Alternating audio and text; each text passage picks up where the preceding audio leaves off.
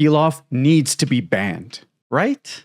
Hey everybody, Espira, and today we're going to be jumping into a discussion video talking about Pilaf, kind of the state of the meta, where blue is, and diving into the questions of whether blue, and more so Pilaf specifically, needs to get hit with some kind of ban or errata or something in terms to lower down the power level. Before we get started, I just want to give a shout out to my brand new Pokemon channel. Pokemon Pocket is coming out soon, and I did my first competitive breakdown of the card reveals thus far. I love all kinds of TCGs. If you guys want to follow me on that journey as we explore the brand new take on the Pokemon TCG, you guys can go ahead. Links to that will be down in the description below. It'd be much appreciated. For the uninitiated, Pilaf is a 1-drop that has the ability on play. If you have 7 or less cards in your hand, he's able to grab a 1-drop Earthling from the drop and add it back to the hand. This ability is something that's come up a few times now. We've seen it with a couple of Hercule cards that can do very similar things with certain conditions. So the question then becomes, well, why is this the issue? And the biggest thing is that Pilaf can grab himself, and this puts you in a lot of game states in which your opponent is able to loop this 10k combo alongside other copies of Pilafs and the utility of other Earthlings over and over and over again. It is not uncommon to be at the end of a game against a blue deck. You guys are kind of in top decking war, but if your opponent has access to Pilaf, they're able to recur not only, anywhere between 30 to 50k worth of value every single turn, but additionally find utility in there by having cost reduction with Mai, or by being able to pump your leader if you're using Bulma or Haru and Miku. So there's a lot of things there that allow blue to progress into this inevitable end game state where it really feels like you're never in a position to be able to out top deck them because they effectively have this whole other hand that's in their drop. Now I hear what you're gonna say. It plays into the blue design. Blue needs this card because if not, they only have 7 cards in hand, and then they need an infinite recursion engine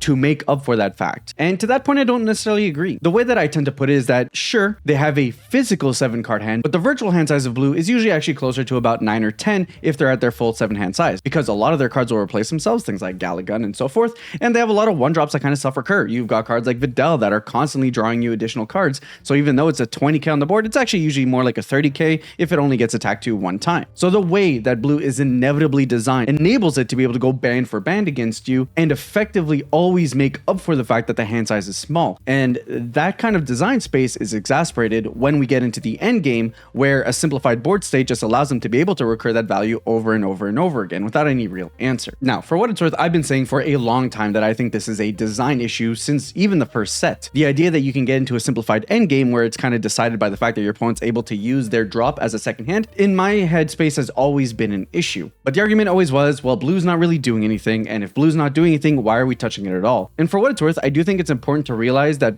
play experience and play feel is an important component of why we should be using ban lists, and not necessarily just, oh my god, this is broken. If the game is being played in a way that it makes it less attractive and makes less people want to play it, something should probably be done to make the game more appealing. That is a valid use of the ban list. That said, I'm not someone who calls for bans no matter what. I think there's a lot of room to let the meta figure itself out and to actually let players discover solutions to issues at stake, especially if blue is actually not great. If we actually look into the meta right now, though, blue is incredibly powerful. The population size for blue decks right now, I think, is the largest across the entire meta, and not only are they a big population size, they actually convert very well into top cut as well. Most of the finals that we've seen across many competitive tournaments have effectively closed out with some blue deck either winning it or being a semi-finalist off rip. Thankfully, other decks can definitely play within this space. Droid's obviously an incredibly powerful deck that, while it hasn't changed too much from set 2, can keep on applying pressure and be able to go big in a way that does contest blue. If they're able to recur 20 to 30k power every turn,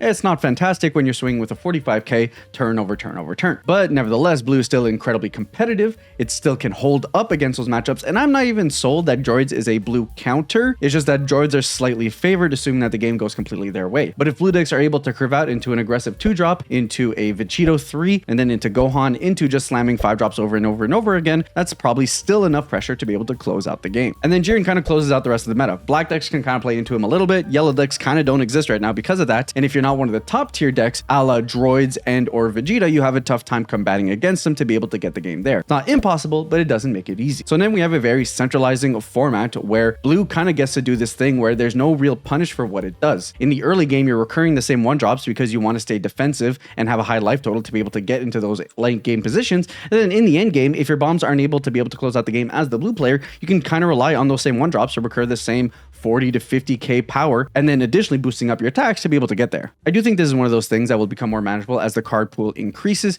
and we have more interaction to be able to compete with what our opponent is doing. And eventually, I don't doubt that we're going to get cards that are able to deal with the drop area as well. But as it currently stands, it does feel like the meta is super stale. And it's really hard to contest against blue when they have this phenomenal early game that converts into really strong late game in simplified game states, effectively allowing them to be able to do exactly what they want at every single point of the game. Green decks are a little bit worse early on, even though droids do a pretty good job, which allows them to be able to be one of the best contending decks there. Jiren's a little bit slower, and then you have the yellow decks that want to ramp up over a few turns, and it just really feels like blue has the advantage to be able to play in early aggro, never really lose out on cards because the cards always recur themselves, and then play into this late game that's inevitable. So does that mean that Pilaf needs to eat a ban? I don't necessarily feel like it needs to. While I do feel like the meta's gotten a little bit stale, and it very much feels like every deck is just playing the script.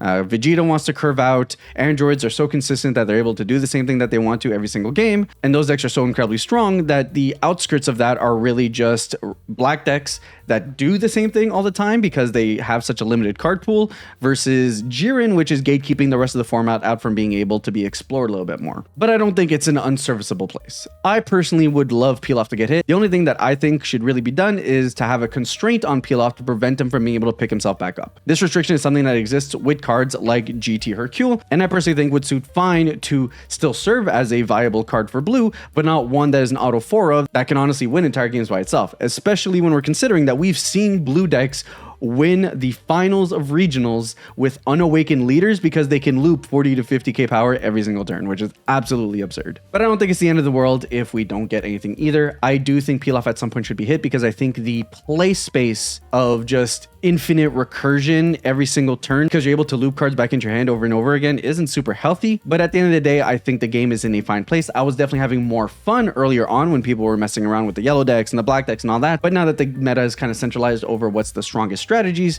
I do think it's gotten a little bit stale, especially with how consistent and scripted a lot of the games end up being. Nevertheless, I think it's fine. I'm not harping for a ban. I wouldn't be sad if there was one, and I think it would be a nice shakeup to the game, but I am looking forward to the point in the game where we have more interaction for what our opponents are doing that will allow us to be able to skill gap our opponents a little bit more than them just being able to draw a 40-50 combo every single turn. Now you guys have the chance to let me know what you guys would do with Pilaf or anything else with the meta. I don't doubt that I'm the only one who's feeling stale. I think cards like 4-cost Jiren are kind of toxic, and the fact that that card can exist without colors having viable answers for it across the board is a little bit rough. So I think there's a lot of viable places to at least talk about the meta. I'm not saying we need to ban, but the conversation would be welcome. So you guys can let me know in the comments down below, and I'll catch you guys on our next one. And like, I mean, we can just watch the game as like, I'm going to mini rant here a little bit. This is kind of my biggest issue with blue. And people saying like, oh, well, blue's unplayable. I feel like if your color's unplayable because you're not able to do an infinite value loop at the end of the game and put like in simplified board states, I don't know how you beat blue. I just do not know how you beat blue. Right? Like there's a world in which like if you're a green deck, you can just drop a bunch of Brolys and like fine. But then you still need to be able to do that back to back to back, turn over turn. And that's assuming you weren't aggroed down by blue, which they can totally do. So, opponent here plays the Mai, so it's just one of those things where I just don't think the Pilaf design is great because our opponent effectively won off the back of just looping a one-drop the entire game. Which, don't get me wrong, they could have gotten there a million ways. Gohan's really good against this deck, 3-drop Vegito's really good against this deck. There's lots of things that they could have done. It just, like, there's no real way out, and especially for a deck like Cooler, which is fine. I mean, Cooler's like a tier, like, you know, F-style deck. But just the fact that, like, I actually can't do anything here does not feel great.